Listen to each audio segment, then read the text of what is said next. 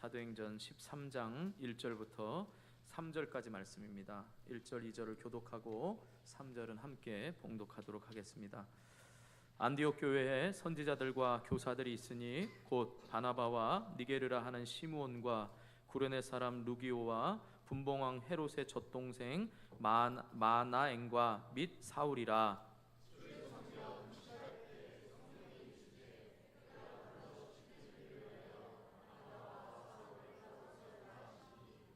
이에 금식하며 기도하고 두 사람에게 안수하여 보내니라. 아멘. 우리 좌우 앞에 있는 분들 축복하면서 인사하겠습니다. 선교사로서의 삶을 사시기 바랍니다. 네, 선교사 이러니까 굉장히 여러분 부담 갖는데 오늘 말씀을 통해서 확실한 선교사가 되시기를 축복합니다. 네, 다시 한번 축복하겠습니다. 선교사님 되시기 바랍니다. 네, 한 번 더 축복하겠습니다. 당신이 변화의 주인공이 되시기 바랍니다. 네, 꼭 축복하세요. 여러분 입술에 요 안에서 요 예수 믿는다고 하는 요 안에서의 이 말도 못하면 세상에 나가서 예수 믿으라는 말을 어떻게 하고 축복의 말을 어떻게 하겠습니까? 여러분 여기서 오히려 모르는 사람에게 자꾸 축복하고 연습하시고 또 이 말씀이 오늘 설교의 꼭 중요한 핵심이니까 잊지 마시고 여러분 주일마다 축복을 많이 할 수 있기를 주님의 이름으로 축복합니다.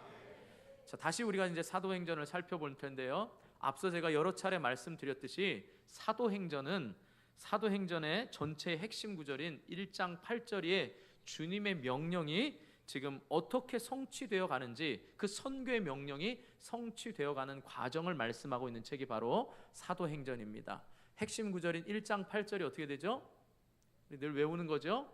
오직 성령이 너희에게 임하시면 너희가 권능을 받고 예루살렘과 온 유대와 사마리아와 땅끝까지 이르러 내 증인이 되리라. 아멘. 예, 이 말씀이 어떻게 성취되어 가는가를 말씀하고 있습니다. 자, 이 말씀을 토대로 해서 사도행전은 크게 3부로 나눌 수 있습니다. 몇 부로 나눈다고요? 3부입니다. 오늘 우리 지금 예배드리는 게 몇 부죠? 2부입니다. 뭐 아무 상관은 없지만 몇 부라는 걸 기억하라고 하는 겁니다. 예, 3부입니다. 첫 번째는 뭐냐? 1장부터 7장까지는 오순절 성령 강림 사건으로 인하여서 예루살렘 교회가 이제 태동이 되고 생겨나고 예루살렘 교회가 어떻게 확장되어 갔는지를 보여주는 게 1장부터 7장까지 말씀입니다. 그리고 8장부터 12장까지 우리가 2주 전에 살펴보았던 12장까지의 말씀은 이제 복음과 교회가 예루살렘을 넘어서 사마리아와 팔레스타인 온 지역으로 복음이 확대되는 것을 말씀하고 있는 게 바로 12장까지 말씀입니다. 그리고 오늘 13장부터 마지막 28장, 마태복음도 28장까지 있고 사도행전도 28장까지 있습니다. 뭐 상관은 없지만 그래도 외우세요. 28장까지의 말씀을 보면 이제는 사마리아와 팔레스타인을 넘어서 복음과 교회가 아시아와 유럽을 거쳐서 로마에 이르기까지 복음이 확장되는 것을 말씀하고 있습니다. 그러니까 1장 8절의 말씀처럼 예루살렘 교회가 이제 유대를 넘어서 사마리아와 팔레스타인의 전 지역을 넘어서 아시아와 유럽과 로마에 이르기까지 복음이 확장되는 것으로 말씀하고 있다 이 말이죠. 그래서 사도행전은 몇 부로 나눌 수 있다고요? 3부입니다. 또 3부 중에서는 3부를 또 나누자면 2부로 나눌 수 있습니다. 우리가 지금 몇 부 예배 드리고 있다고요? 네, 2부로 나눌 수 있는데 마지막 13장부터 오늘 우리가 살펴볼 말씀부터 21장 16절까지의 말씀을 보면 바울이 3차례에 걸쳐서 선교 여행 떠난 것을 말씀하고 있습니다. 오늘 말씀은 그 3차례의 선교 여행 중에서 첫 번째 선교 여행이 13장과 14장인데 그 첫 번째 선교 여행을 보내기 위해서 지금 바울과 바나바가 선교사로 선택된 그 과정을 짤막하게 3절에 걸쳐서 말씀하고 있는 내용이 오늘 말씀인 것입니다. 그래서 13장부터 21장 16절까지가 바로 바울의 세 차례에 걸친 3차 선교 여행을 말씀하고 있고 21장 17절부터 마지막 28장까지의 말씀은 바울이 선교에다가 이제 잡혀서 로마에 갇혀서 마지막 로마에서 가택연금 상태에서도 복음을 전하는 내용으로 사도행전이 마무리가 됩니다. 자, 이렇게 큰 구조를 말씀드렸습니다. 그래서 사도행전은 몇 부로 나눌 수 있다고요? 3부. 또 우리가 살펴볼 지금 13장부터 몇 부로 나눌 수 있다고요?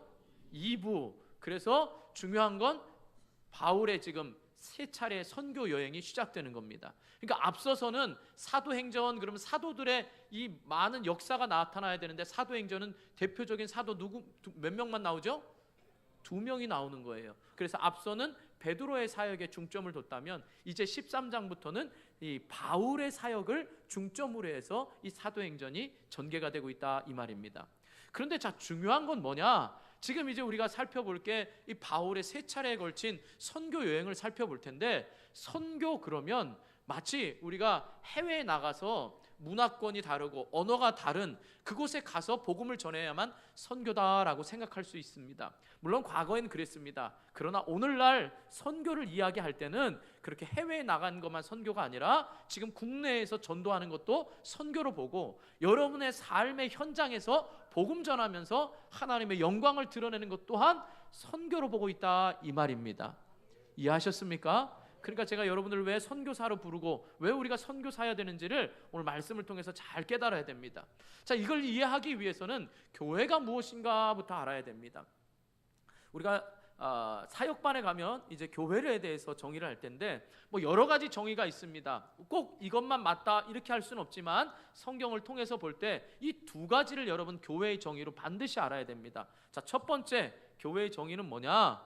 세상으로부터 부름받은 성도들의 모임이 교회다라는 사실입니다.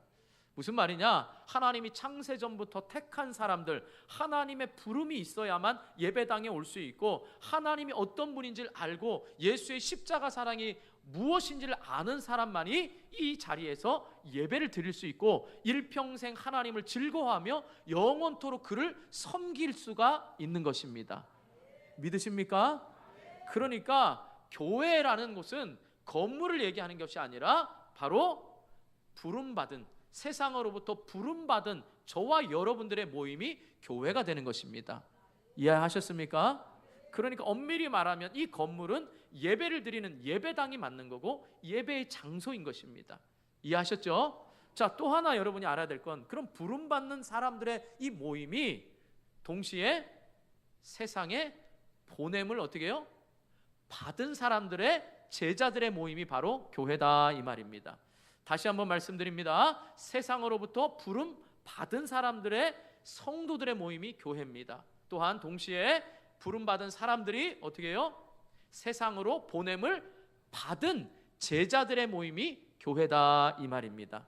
이제 이게 앞으로 이 말씀을 통해서 점점 살펴보겠지만, 그러니까 쉽게 이해하자면 교회는 건물이 아니라 저와 여러분이 교회인데, 그 저와 여러분의 모임이 세상으로부터 부름 받은 이 특권을 예배를 통하여서 드리면 세상으로 어떻게 다시 보냄을 받는 제자로서의 삶을 살아야 된다 이 말입니다. 그러니까 여러분, 선교다 이 말은 전도에 포함된 개념이라는 걸 여러분 알아야 됩니다. 교회에 5가지 사명이 있습니다. 제일 중요한 게 예배입니다. 우리는 하나님을 예배하기 위해서 존재합니다. 그래서 예배입니다. 두 번째는 뭐냐? 그 부름받은 사람들이 예배를 통하여서 세상으로 보냄을 어떻게 해요? 받아야 되는 거예요. 그러니까 보내줘야 되는 거죠. 그러니까 전도가 두 번째 사명입니다. 세 번째는 그 전도받은 사람이 교회에 다시 와서 예배를 드리면서, 손가락 제일 길지요? 뭐 해야 돼요? 양육이 돼야 되는 겁니다. 교육이 되고 훈련이 돼야 되는 겁니다. 그래서 다시 전도자로서 제자가 되는 겁니다. 그래서 우리는 예수를 믿는 순간 하나님의 자녀가 됩니다. 동시에 예수님을 닮아가는 제자가 됩니다. 그 제자로서의 사명은 평생 예수님의 인격을 닮아가야 되죠. 그리고 또 인격을 닮을 뿐만 아니라 사역적인 측면에 있어서 예수님의 사역을 감당해야 되는데, 그 예수님의 사역이 또 3가지죠. 가르치고 치유하고 전파하신 사역을 해야 됩니다. 그러니까 이 전파의 사역을 감당하기 위해서 4번째는 선교의 사명이 교회에 있는 것입니다. 그런데 이건 해외 선교를만 이야기하는 게 아닙니다. 제가 앞으로 가면서 계속 설명을 하겠지만 해외 선교뿐만 아니라 우리의 삶의 현장이 선교사처럼 살아야 되는 겁니다.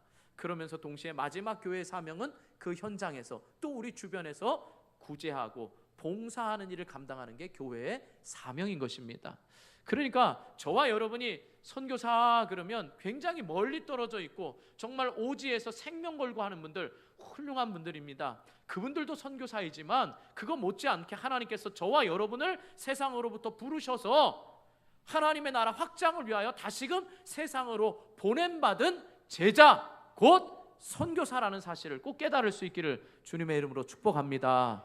자, 그렇다면 우리가 그 선교사로서의 삶을 살아가고 또 어떤 교회가 어떤 선교사적인 선교교회로 바꿀 수 있는지, 어떻게 하면 선교하는 교회가 되어야 되는지 오늘 살펴보면서 은혜를 나누려고 합니다. 자, 먼저 서로가 마음을 비우고 협력할 줄 알아야 선교하는 교회가 될 수 있습니다. 여기서 말할 때 여러분 교회를 할 때는 두 가지를 다 생각하세요. 제가 적용하는 부분에서 말씀드리겠지만 일단 우리 원당 교회들 얘기하지만 원당 교회 안에 소속된 여러분 또한 교회라는 사실을 가지고 지금 선교하는 교회가 되기 위해서는 어떻게 해야 되느냐? 먼저 서로가 마음을 비우고 협력할 줄 알아야 된다라는 겁니다. 1절 말씀 한번 읽어보겠습니다. 1절 말씀 같이 읽습니다. 시작.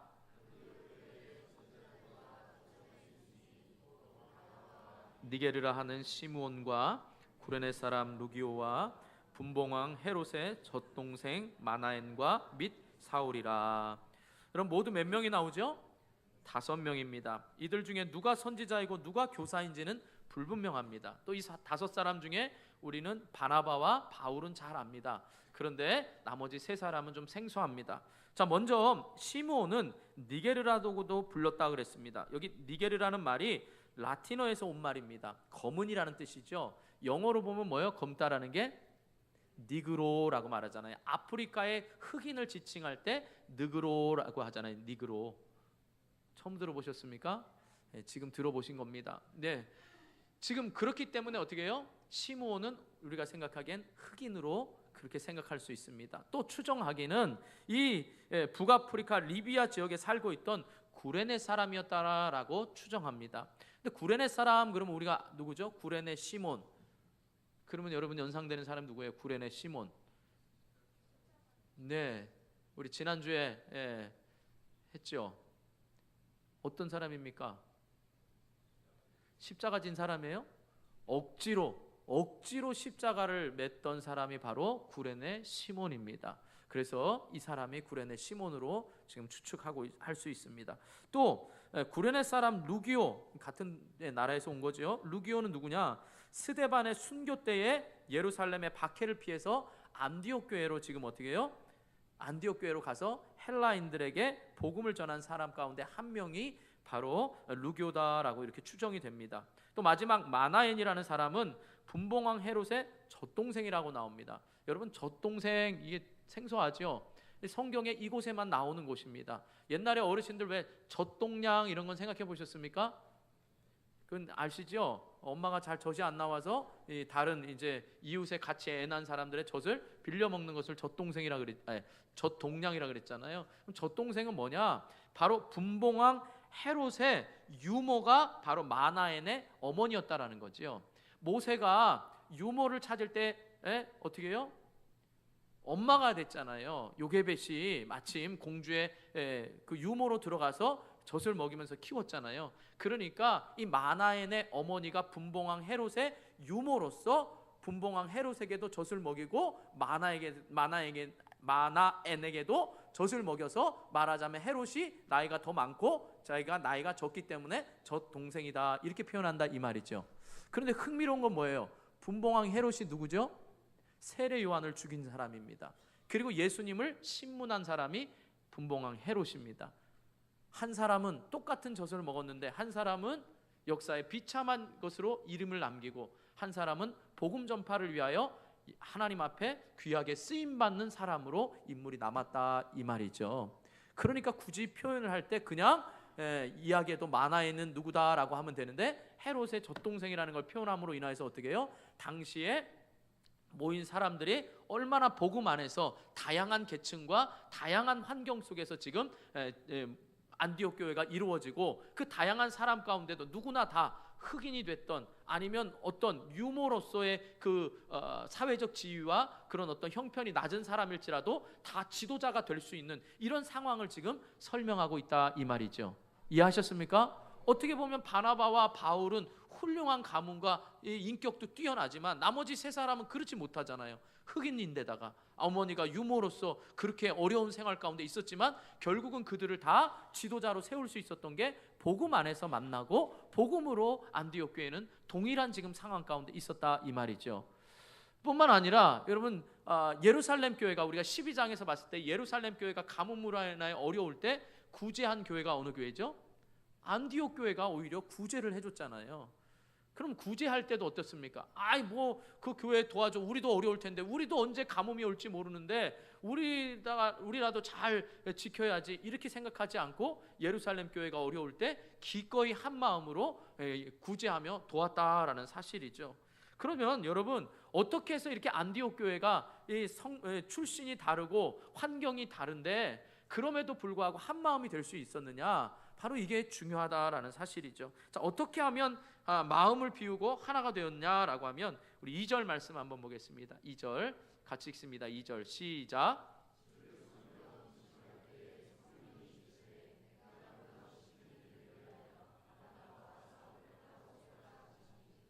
자, 먼저 2절 초반부에 보면 주를 섬겨 금식할 때라 그랬습니다. 그러니까 주를 섬긴다라는 말이 뭐냐? 주님이 기뻐하는 것을 우선적으로 생각하는 겁니다. 다양한 계층과 다양한 지도자지만 지금 주님을 섬기는 일에 제일 우선을 두고 있었기 때문에 하나님의 뜻이 무엇인가를 아는 것이 한 마음 되는데 제일 중요하다는 겁니다.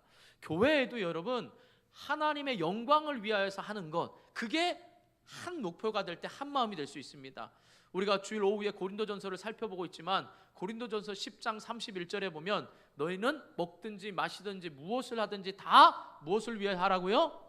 내 몸의 살찌움을 위해서 하라, 이렇게 했습니까?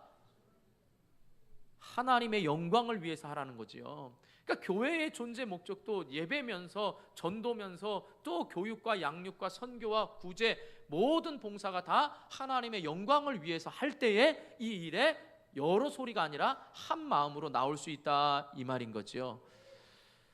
그러면 뭐 제가 여기 이 자리에서 제가 선교사님들의 감히 그 수고와 애씀을 어떤 평가하려는 건 절대 아닙니다. 그런데 선교지에 가보면 가끔 제가 듣는 소리가 있습니다. 아주 드물게 듣는 소리는 선교사님들 간에 이제 보이지 않는 약간의 의견 차이가 있을 수 있습니다. 예를 들면 이제 목사 안수를 받고 선교 훈련을 받고 선교사로 파송된 선교사님들과 또 정식 파송은 되지 않았지만 평신도로서 선교 사역을 감당하는 사람들의 약간의 의견 차이도 있을 수 있습니다.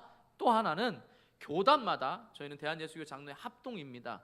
그런데 다른 교단과의 협력하는 데 있어서도 약간의 의견 차이가 있을 수가 있다 이 말입니다. 이해하셨습니까? 여러분들의 삶의 현장에서 여러분들이 예수 믿는 사람이라고 내가 소개하는 순간 나 너 예수 믿는지 몰랐는데 나도 예수 믿어 하는 순간, 그때부터 의견이 같으면 좋은데 다를 수 있죠. 우리 목사님은 이렇게 하라 그랬는데 우리 목사님은 술도 입에 대지 말고 담배도 잊지 말고 죄 짓는 자리엔 가지 말라 이랬는데 다른 쪽에선 우리 목사님은 지혜롭게 하라 그랬어, 그래서 먹어도 괜찮아 이렇게 말했다고 하면 그곳에서도 다툼이 있을 수가 있다 이 말입니다. 이해하셨습니까? 제가 멀리 해외와 또 교회와 또 여러분의 실제로 삶의 현장에서 얼마든지 의견이 다툴 수가 있습니다. 그런데 거기에서 모든 것이 하나님의 영광을 위해서 한 마음이 돼야 되고, 무엇보다 중요한 건 그 다음에 금식했다라는 사실입니다. 여러분, 성경에 나올 때도 금식은 크게 세 가지로 나눌 수 있습니다. 첫 번째는 우리의 소원이 응답되기 위해서 금식을 합니다. 그래서 여러분 간절하게 생명 걸고 금식 기도를 합니다. 또 한 경우는 여러분 우리의 죄를 회개할 때 금식하면서 기도하면서 회개를 합니다. 세 번째로는 하나님의 뜻을 물으려고 우리는 금식을 합니다.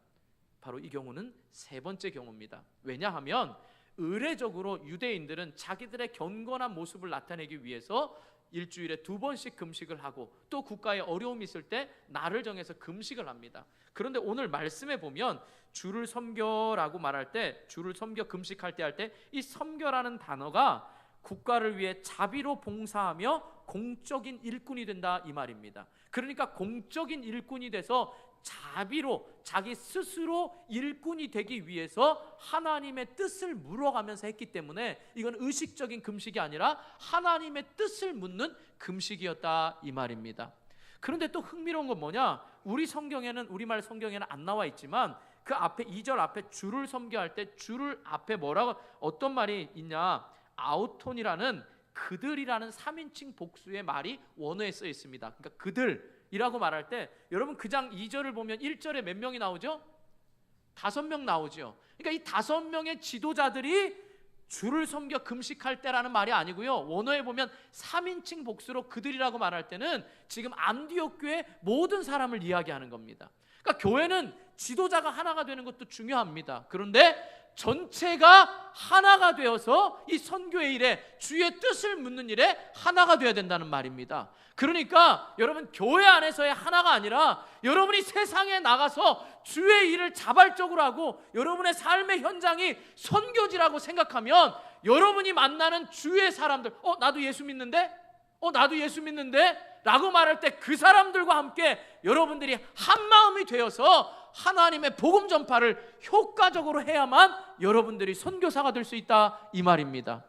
그러니까 저와 여러분의 마음이 선교사가 되어야만 하나님의 영광과 하나님의 나라 확장을 위해서 금식하며 기도하며 오직 주를 위한 하나님의 영광을 위해서 한 마음으로 사역할 수가 있다 이 말인 것입니다.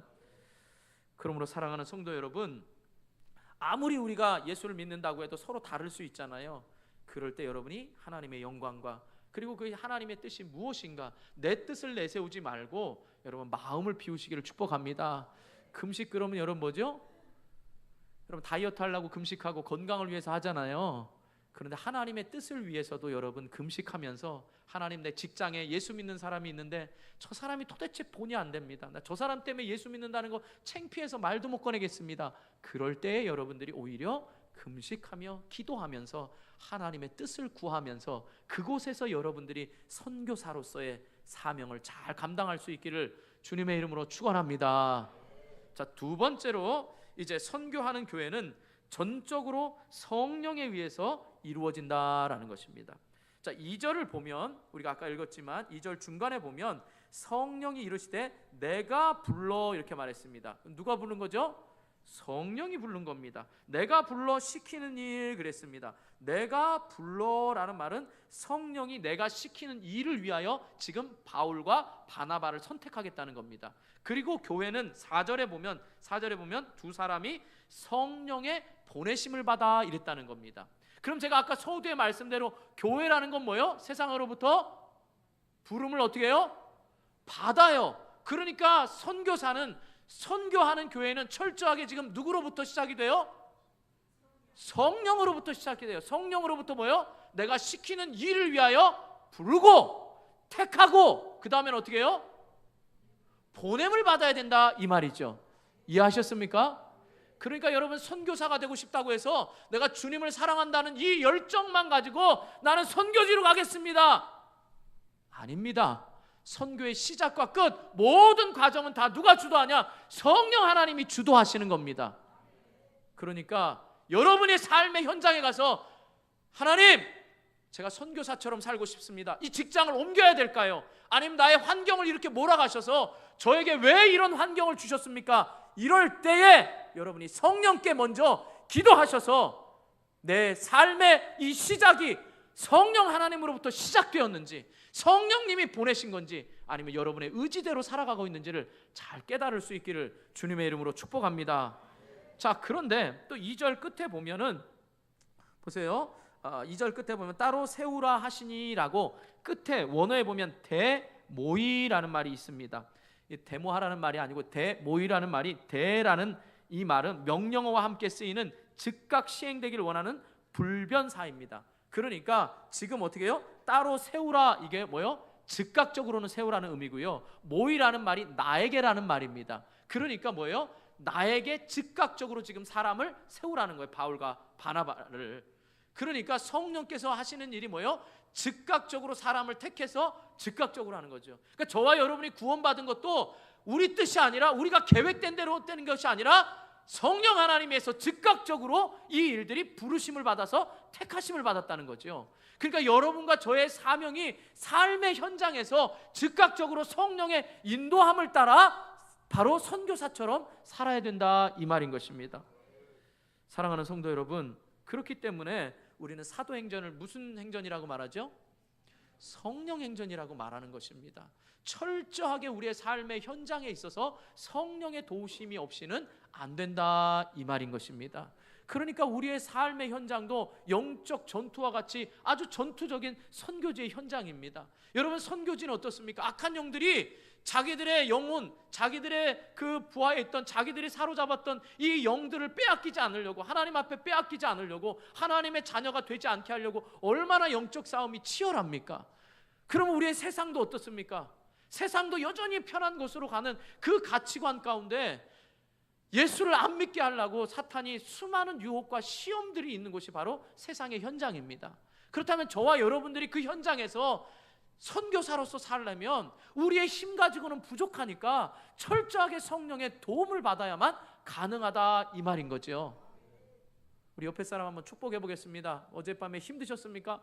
축구도 어제 일찍 끝났는데, 축구 끝나고 뭐 하셨어요? 여러분 나가서 뭐 운동하셨습니까? 힘내세요. 우리 옆에 분들을 이렇게 축복합니다. 선교사님 힘내세요. 네, 이 말 들으면 막 가슴이 뛰잖아. 선교사님 이러면 마치 우리가 정말 뭐 가족과 환경과 모든 여건을 버리고 주를 위해 오직 복음 전환을 위해 가겠다, 이런 막 가슴 벅찬 이게 해외에 나가는 사람만이 아니라 우리의 삶의 현장에서 여러분들이요, 지치고 힘든 삶의 현장이 예배당에 와서 하나님을 만남으로 인하여 다시 회복이 되고요, 또 그 삶의 현장에 이미 경험했던 수많은 우리의 앞선 선교사님들, 우리의 믿음의 사람들과 커피 한잔 하시고 이제 어떻게 해요? 새로운 뭐도 만들었다 그래서 제가 뭐가 만들어졌어요?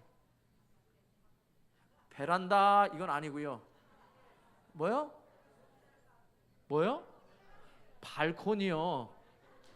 여러분 잘 아셔야 됩니다. 아니 제가 이걸 위해서 찾아봤어요. 정말 우리의 친절한 이웃 네이버를 통해서 제가 물어봤습니다. 찾아보니까 테라스, 그 다음에 아까 말한 뭐죠? 베란다, 이건 다 지붕이 있어야 돼요. 그러니까 여러분 베란다 확장 공사 이러지 발코니 확장 공사 이러지 않는단 말이에요. 그러니까 정확한 표현은 발코니입니다. 아셨어요? 그것이 건물의 외부와 내부를 연결하는 장소예요. 이해하셨습니까? 네, 뭐 이거에 굳이 아멘할 필요는 없습니다. 네. 이건 뭐 성경적인 말이 아니니까, 일반적인 상식이니까. 자, 근데 중요한 건 뭐냐? 제가 말씀드린 대로 저와 여러분의 삶이 성령 하나님께서 도와주는 선교사적인 삶을 우리가 산다라고 말하면 우리의 모든 삶의 현장에서 철저하게 성령의 도우심을 받고 여러분들이 여기서 파송되어 나가야 된다, 이 말이죠. 하나님이 부르셔서 여러분들이 주일날 이렇게 와서 예배를 드립니다. 그럼 하나님을 만나고 내 삶의 치열한 삶의 현장의 전투에서 예수 믿는 사람들과의 만나서 그곳에서 하나가 되어 마음을 비우고 힘을 합하여서 그곳에서 하나님 나라를 꿈꾸며 싸우는 영적 현장이 바로 선교지라는 사실입니다. 그럼 여러분 생각해 보세요. 우리 선교지 저기 지금 용인에서도 오는 선교지 있고, 또 여러분 직장에 어디 출장 가면 저기 뭐 전라도도 갈 수도 있고 경상도도 갈 수도 있고 뭐 충청도도 가고, 또 어느 도가 안 빠졌죠? 경기도도 뭐 갈 수도 있고 제주도도 갈 수 있고 뭐 해외도 갈 수 있잖아요. 그럼 여러분 그 현장이 바로 하나님이 즉각적으로 보내시는 선교의 현장이라는 걸 인식하시길 축복합니다. 그러니까 환경이 바뀌었을 때 여러분들이 그 환경이 바뀐 것에 대한 철저한 성령님의 그 이끌림에 의해서 부름을 받고 보냄을 받았다라는 사실을 잊지 마시고 저와 여러분이 삶의 현장에서 성령님을 의지할 수 있기를 주님의 이름으로 축원합니다. 자, 그러므로 여러분 교회가 지금까지는 우리가 많이 들어봤잖아요. 교회가 모이는 데는 힘썼어요. 모여서 우리끼리 좋은 것은 했는데 나가라고 말할 때 그 나갈 때에는 그냥 예수 믿는 사람으로서 나가는 게 아니라 선교사로서의 사명을 가지고 살아야 된다는 걸 아셔야 됩니다. 여러분, 우리가 선교지에서, 요즘에 보면 해외에서 대사관들이 여러분 이렇게 안 좋은 일을 하는 거 뉴스에서 들어봤죠. 우리나라를 대표해서 나갔어요. 그런데 정말 이 안 좋은 모습, 뭐 성추행을 한다든지 뭐 이런 모습으로 정말 그 나라 TV에 나오고 우리나라의 위신이 떨어지면 참 창피하잖아요. 그런데 여러분, 원당 교회에 여러분들이 선교사로 이 선교사님, 박 선교사님을 다 보냈는데 여러분들이 나가서 선교사님으로서의 자부심을 가지고 있어야 되는데 그냥 살면서 그냥 막 살면 어떻게 되겠어요? 여러분, 다시 한번 여러분들이 선교사라는 사명을 가지고, 여러분들은 저만 원당교회를 대표하는 게 아니라 여러분들도 원당교회를 대표하고 무엇보다 하나님을 대표하는 하나님의 자녀라는 사실을 잊지 마시기를 축복합니다. 다시 한번 우리 축복하세요. 선교사님 힘내세요. 다시 한번 축복합니다. 선교사님처럼 사시기 바랍니다. 그래서 오늘 하루는 다 선교사님이라고 불렀으면 좋겠어요. 왜냐하면 교회 오면은 다들 우리나라 인식에는 어떻게 해요? 교회 오면 다 집사님이라고 부르잖아요. 체면 때문에. 교회 오면 다 집사님이래요. 근데 그 집사라는 그 뭐예요? 직분은 교회에만 국한되잖아요. 세상 사람들이 집사 그러면 뭘 가겠어요? 요즘에도 집사가 있어? 이러잖아요. 뭔 말인지 모르세요? 옛날에 집 돌보는 사람이 집사였잖아요. 그러니까 세상 사람들이 볼 땐 집사, 저 사람 어디 집 돌보는구나 이렇게 안단 말이에요. 근데 교회에 오면 다 뭐예요? 집사 이래요. 그러니까 오늘 하루만큼 우리 다 그냥 선교사 이러면 어떻게 해요? 국제적이잖아요. 안 그러세요? 막 뭔가 가슴이 막 그냥 이렇게 막 그냥 힘이 안 나세요? 선교사? 오늘부터 여러분 모두를 다 선교사로 파송합니다. 할렐루야. 아멘 안 하시는 분은 뭐예요? 선교사로 안 살겠다는 겁니까? 그러니까 이제는 교회 오면 다 집사 이러지 말고 선교사님 이러면 전 좋을 것 같아요. 이런 운동만 시작할 수 있다면 얼마나 좋겠습니까? 선교사님. 그럼 모든 말이 다 통일되는 거예요. 선교사님. 거기에 무슨 선교사님이 뭐 대빵 선교사님, 뭐 부장 선교사님 뭐 이런 게 있어요? 없잖아요. 선교사님 하나로 통일되면 얼마나 좋아요. 그게 우리의 거룩한 이름 성도였단 말이에요. 부르심을 받고 보냄을 받은 사람들이 성도였는데 이상하게 돼가지고 좀 거시기 하지만, 자 어쨌든 우리의 삶의 현장에서 여러분, 저와 여러분이 성령의 충만함으로 살아가는 선교사님이 될 수 있기를 주님의 이름으로 축원합니다.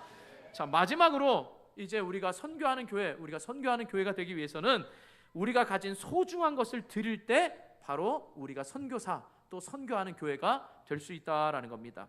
자, 아까 2절 계속해서 보면 이제 바울과 바나바를 따로 세웁니다. 그런데 여기서 따로 세우라라는 말이 어떤 의미냐? 원어로 보면 특별한 목적을 위해서 경계를 지어 다른 것들로부터 구별한다라는 말입니다. 특별히 바울은 로마서 1장에 보면 자신이 예수 그리스도의 사도로 부르심을 받아 하나님의 복음을 위하여 택정함을 입었으니 할 때 이 택정함을 입었다라는 말이 바로 따로 세웠다 이 말입니다. 그러니까 바울과 바나바를 특별히 따로 세웠습니다. 그런데 여러분, 교회 지도자가 지금 5명이잖아요. 안디옥 교회 5명 중에 2명이 빠진 겁니다. 그것도 바나바와 바울이 그 중에서도 가장 영향력 있는 사람입니다. 그러면 아무래도 교회가 좀 흔들릴 수 있는 상황이 되지 않겠습니까? 그렇지 않아요, 여러분? 갑자기 우리 교회 장로님이든 장립 집사님이 갑자기 선교사님으로 나간다고 정말 나가보세요. 그러면 그 맡은 자리가 공석이 되고 흔들리지 않겠습니까? 우리 교회는 건강해서 안 흔들린다고 여러분이 동의 안 하시는 거죠? 흔들리는 거예요. 흔들리게 돼 있단 말입니다. 그런데 교회도 얼마나 걱정이 됐겠습니까? 그런데 여기에 대해서 두말하지 않고 즉각적으로 순종했습니다. 3절 한번 보세요. 3절 같이 읽습니다. 시작.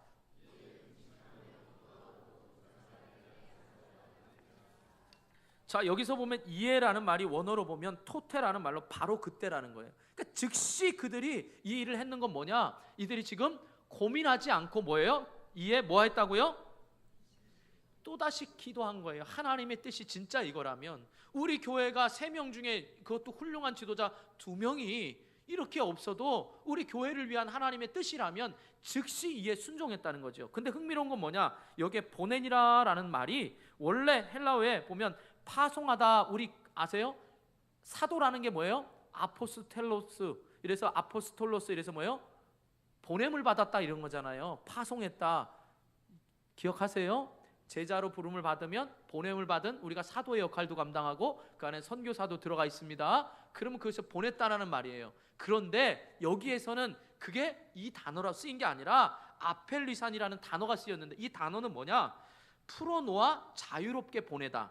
이게 바로 또 감옥에서 죄수를 풀어주는 것. 사도행전 4장 21절과 5장 40절에 보면 감옥에서 죄수를 풀어줄 때 이 단어를 썼고, 또 누가복음 6장 37절에 보면 마음에 맺힌 원한을 풀어주고 용서할 때 또 이 단어를 썼습니다. 그리고 또 마태복음 15장 23절과 마가복음 6장 36절에 묘사할 때도 곁에 있는 사람을 멀리 보낼 때 이 단어를 썼습니다. 그러니까 무슨 말이냐라고 하면, 지금 사도로서 선교사로서 파송한 게 아니라 우리와 이 사랑의 공동체, 소중하지만 그것들로부터 분리해서 어떻게 해요? 떼어놓았다는 말이죠. 저와 여러분이 선교사로 나갈 때에, 저와 여러분이 교회에서 중요한 일을 감당할 때 하나님이 기뻐하시는 거라면 우리 교회가 흔들리고 여러분의 삶의 축이 흔들리더라도 가장 소중한 것을 하나님을 위해서 내어놓을 때에 선교자로서의 삶을 살고, 바로 교회도 건강하게 하나님을 위해서 소중한 것을 내어놓을 수가 있다 이 말입니다. 그러니까 우리 교회는 힘드니까 다른 교회가 돕는데 어떻게 해요? 우리 형편이 어려우니까 못 도와, 이게 아니라 우리 교회가 힘써 다른 교회를 도울 수 있어야 된다는 거고, 저와 여러분의 삶에 이걸 빼앗기면, 건강과 물질을 빼앗기면 마치 우리의 삶의 균형이 깨어질 것 같지만 하나님이 소중한 것을 드리라고 하면 기꺼이 우리가 내어 보내어주고 기꺼이 이것을 하나님께 드릴 수가 있어야 된다 이 말이죠. 여러분, 선교사라는 의미가 뭡니까? 자신의 처자식과 모든 환경을 다 버리고 나간 거 아니겠어요? 우리가 흔히 생각할 때, 해외로 나갈 때 선교사님을 생각해 보세요. 자기가 있던 모든 평안한 여건들을 다 포기하고 주를 위해 간 거 아닙니까? 그렇다면 우리도 자격이 없지만 하나님의 택하심을 받았다면 이제 보냄을 받을 때는 보낸 현장에서 우리 것 챙기고 우리 소중한 거 아끼고, 이렇게 해서 여러분 어떻게 선교사로서의 감당을 하겠습니까? 하나님이 원하시면, 다른 사람과의 분쟁이 없으려면, 하나님 나라 확장을 위해서는 어떻게 해요? 소중한 것을 기꺼이 분리해서 내어 드릴 때에 선교사의 사명을 감당할 수가 있다 이 말인 것입니다. 그러니까 여러분, 좀 손해 보더라도 좀 이렇게 할 수 있어야 됩니다. 사실 앞에서 오늘 공사하지만 이분도 선장 소장을 제가 주중에 만나서 보니까 예수님을 믿는데요. 필리핀에서 있다가 2년 전에 돌아왔다는데 약간 제가 조금 껄쩍지근하지만 본인이 믿는다 그러니까 믿는 걸로 알고 있고, 또 우리 요 앞에 솔레라는 요 단지를 지을 때는 이 건축하시는 분이 장로님이었습니다. 오셨어요. 그래서 주일날 안 했습니다. 여러분 아십니까? 주일날 안 했어요, 이 건축 짓는 일을. 그래서 이분도 안 한다고 했는데 지금 하는 거 보니까 껄쩍지근하다는 말이에요, 제 말이. 그렇다고 해서 제가 가서 안 한다고 했는데 왜 하냐 이렇게 말할 수 있는 건 아니에요. 왜요? 피차간에 우리가 할 때 그 소중한 것들을 말할 때 우리가 또 너무 인색하게 그분들의 형편을 모르고 말할 수 있잖아요. 그러니까 저는 평가한다는 의미가 아니라요, 여러분들이 삶의 현장에서 내가 그리스도인입니다 말하고 내가 선교사입니다 라고 말할 때, 그리스도인 그러면 여러분들이 좀 느낌이 덜한데 선교사입니다 그러면 어떻게 해요? 나그네와 같이 뭐예요? 그 땅에서 목숨 걸고 그 자리에서 복음 전파 위해서 살겠다는 사람들 아닙니까? 그러면 나눠주고 써주고 내 것 드린다고 해서 여러분 아깝게 생각합니까? 선교사님이 안 돼봐서 모르는 거예요 지금? 내놓으라니까 안 내놓으셔도 됩니다.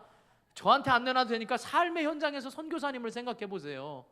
그렇다면 여러분, 이 땅의 그리스도인들이 삶의 현장에서만 선교사로만 살아간다면 이 땅에 믿지 않는 그리스도인들이 우리를 향하여 얼마나 많은 사랑과 칭찬과 격려를 하겠습니까? 사랑하는 성도 여러분, 저는 사역반을 통해서 제가 알고 있던 교회론이 이렇게 바뀌면서 다시 깨달은 게, 교회는 간단하게 부름을 받은 사람들이 보내져야 된다라는 겁니다. 부름받은 사람, 창세전부터 택하신 그 은혜에 하나님의 뜻을 받들어 보내지는 사람이 당연하다 이 말인 것입니다. 그러므로 저와 여러분이 가는 곳마다 그리스도인의 향기를 날 뿐 아니라 이제는 선교사로서의 사명을 잘 감당할 수 있기를 주님의 이름으로 축복합니다. 그래서 영역을 넓혀가셔서 선교사로서 여러분의 그 선교 지역의 범위를 더 넓혀가셔서 그 넓혀가는 그 일에 우리 믿음의 사람들과 함께 와서 주일날 선교 보고 하시고 위로 받으시고 또 파송돼서 선교사의 일을 잘 감당하는 우리 모두가 될 수 있기를 주님의 이름으로 축원합니다. 기도하겠습니다. 우리 말씀 생각하면서 기도합니다. 하나님, 우리의 삶의 현장이 선교사처럼 살게 해달라고 기도하시고, 하나님, 그동안 내가 정말 이웃과의 살면서도 내가 예수 믿는 사람 말할 때는 야, 내가 너를 어떻게 믿냐, 예수 믿는 사람들과 하나 되지 못하고 우리 목사님이 그렇게 안 가르쳤다라고 서로 비교하면서 있었던 그 모습이 아니라 이제 어떻게든지 믿지 않는 사람들에게 안 좋은 모습을 보이지 않으려고 하나 되기를 힘쓰는 사람들 되게 하시고, 성령이 이끌리는 대로 우리가 성령의 도움으로 살게 해달라고, 그래서 정말 우리의 삶의 현장이 하나님 보시기에 선교의 현장이 우리의 소중한 것을 드리며 내어놓으면서 섬길 수 있는 그런 선교사의 사명을 감당하게 해달라고 우리 주님 한번 부르고 간절히 기도합니다.